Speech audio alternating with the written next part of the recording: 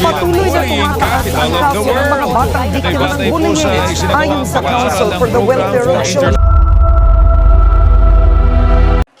Sa mundo ng social media, napakadaling manira.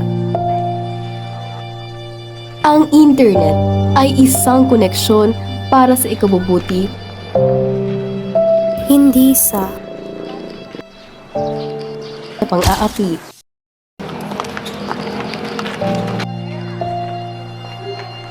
Maging matalino, salita'y alagaan para sa nararamdaman ng bawat tao. Ikaw, tayo, marahil ay hindi natin namamalayan kung gaano nakakasakit ang ating mga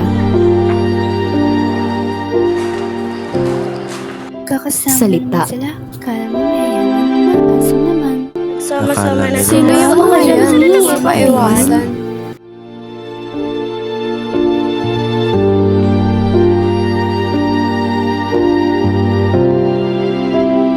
Walang panlalait ang mananatiling lihim.